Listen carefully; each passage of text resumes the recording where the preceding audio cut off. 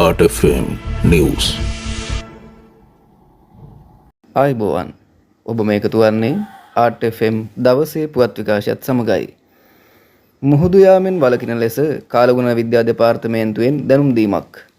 මුහුදු ප්‍රදේශ කිහිපයක නැවත දැනුම් දෙනතුරු යාත්‍රා කිරීමෙන් වළකින ලෙස කාලගුණ විද්‍යා දෙපාර්තමේන්තුව දීවර සහ නාවික ප්‍රජාවට දැනුම් දෙනවා. හලාවත සිට පුත්තලම මන්නාරම හරහා කන්කසන්තුරේ දක්වා මෙන්ම මාතර සිට හම්බන්තොට හරහා පොතුවිල් දක්වා ප්‍රදේශවලට මෙම අනතුරු ඇඟවීම සිදු කර ඇති බවයි සඳහන් වෙන්නේ. ඇතැම් අවස්ථාවල එම මුහුදු ප්‍රදේශවල සුළං වේගය පැයට කිලෝමීටර් 60ත් 70ක් දක්වා ඉහළ යා හැකි අතර සෙසු මුහුදු ප්‍රදේශවල සුළං වේගයද තරමක් ඉහළ යා හැකි බවයි වැඩිදුරටත් සඳහන් වන්නේ.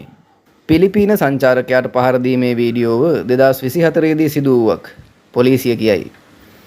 මෙරටට පැමිණි පිලිපීන සංචාරකයෙකුට වැලිගම පිහිටි සර්ෆින් ආයතනයක සේවය කරන ශ්‍රී ලාංකිකයෙකු පහර දෙන අයුරු දැක්වෙන වීඩියෝ පටයක් මේ වන විට සමාජ මාධ්‍යවල හුවමාරු වන අතර ඒ සම්බන්ධයෙන් පොලිසිය නිවේදනයක් නිකුත් කර තිබෙනවා. මෙම සිදුවීම සිදු වී ඇත්තේ 2024 පෙබරවාරි මාස බවත් තමන්ට පහර දුන් බව පවසමින් අදාළ පිලිපීන ජාතිකයා විසින් වැලිගම පොලිස් ස්ථානයට 2024 පෙබරවාරි 14 වන දින පැමිණිල්ලක් ඉදිරිපත් කර ඇති බවයි පොලිසිය සඳහන් කළේ.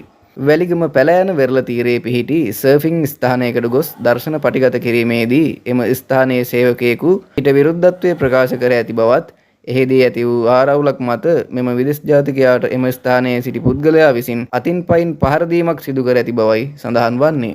මෙම පහර දීම සම්බන්ධයෙන් වැලිගම පොලිස් ස්ථානයේ නිලධාරීන් විසින් එදිනම වයස අවුරුදු 24ක් වන වැලිගම පැලෑන ප්‍රදේශයේ පදිංචි සැකකරු අත්අඩංගුවටගෙන මාතර මහේස්ත්‍රාත් අධිකරණය වෙත ඉදිරිපත් කර තිබෙනවා. මේ වන විට සැකකරුවන් අත්අඩංගුවටගෙන අධිකරණ ක්‍රියාමාර්ග ගෙන තිබෙන පොලිසිය විසින් විමර්ශන සිදු කර අවශ්‍ය නෛතික ක්‍රියාමාර්ග ගෙන ඇති සිදුවීම් පවා ඉතා මෑත කාලයේ හෝ දින කිහිපයකට පෙර සිදු සිද්ධීන් ලෙස හුවා දැක්වෙන ආකාරයට ඇතැම් පුද්ගලයන් හෝ පුද්ගල කණ්ඩායම් විසින් සමාජ මාධ්‍ය ජාලා ඔස්සේ නැවත නැවත සංසරණය කරවීමට ක්‍රියා කරන බවට නිරීක්ෂණය වී ඇති බවයි පොලිස් මාධ්‍ය කොට්ඨාසය පවසන්නේ. එබැවින් එවැනි පෙර සිදුවීම් නැවත නැවත සමාජ මාධ්‍ය ජාලා ඔස්සේ සංසරණය කරවීමට කටයුතු කරන පුද්ගලයින් හෝ කණ්ඩායම් විසින් රට අපකීර්තියට පත් කිරීමට හෝ වෙනත් අරමුණකින් එසේ සිදු කරන්නේද යන්න සම්බන්ධයෙන් විමර්ශන සිදු කර ඔවුනට එරෙහිව නෛතික ක්‍රියාමාර්ග ගැනීමට කටයුතු කරන බවයි පොලිසිය වැඩිදුරටත් සඳහන් කළේ. RFM News සමගින් මම සමීර ලියන්වල.